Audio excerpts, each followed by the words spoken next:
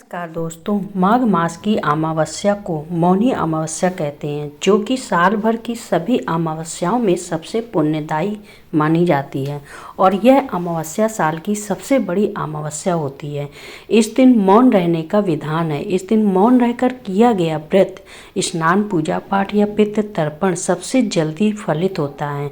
आज के दिन पितरों के निर्मित किए गए दान, तर्पण, श्राद्ध या अन्य धार्मिक कार्यों से पितर भी संतुष्ट होकर अपने परिवारजनों को सुख समृद्धि का आशीर्वाद देते हैं।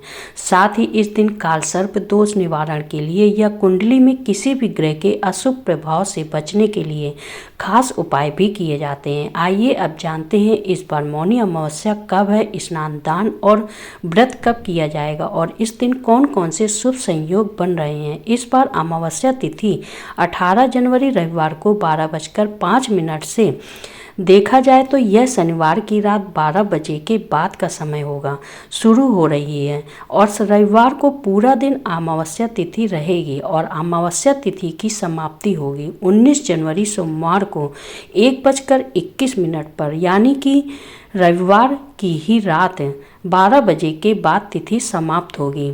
ऐसे में हिंदू पंचांग के अनुसार 18 जनवरी दिन रविवार को ही केवल एक ही दिन अमावस्या मनाई जाएगी और इसी दिन अमावस्या का स्नान, दान और व्रत भी किया जाएगा।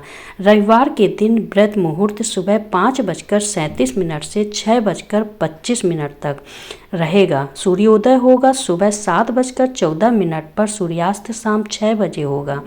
प्रातः काल पूजा मुहूर्त रहेगा सुबह 5:54 से 7:15 तक। शाम की पूजा जिसमें आप दीपदान आदि कर सकते हैं या शनि देव का पूजन कर सकते हैं, शाम 5:46 से 7:09 तक रहेगा। पितृ पूजा या श्राद्ध, पिंडदान आदि कार्य सुबह 11:05 से 1:30 के बीच में कर सकते हैं। इस दिन राहु काल शाम 4:30 से 6 बजे तक रहेगा और मौनी अमावस्या के दिन सुबह पवित्र नदी के जल से स्नान करके या गंगा जी में स्नान करने के बाद सूर्य देवता को जल में काले तिल मिलाकर, लाल पुण्य डालकर, पुष्प डालकर जल का अर्घ्य दें और फिर पितरों को भी जल में काले तिल मिलाकर अर्पित करें।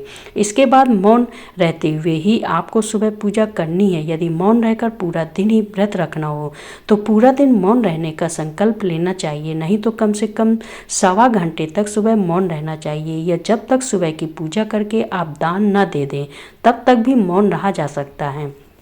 अमावस्या के दिन घर पर आए हुए याचकों को खाली हाथ नहीं लौटाना चाहिए। उन्हें यथासंभव धन या गर्म वस्त्रों का दान करना चाहिए। काले तिल जरूर दें और इस दिन शाम के समय शनि देव का पूजन करें, क्योंकि रविवार के दिन अमावस्या पड़ रही है और मान्यताओं के अनुसार रविवार के दिन न तो पीपल की पूजा की जाती है, न ही तुलसी जी की पूजा की जाती है।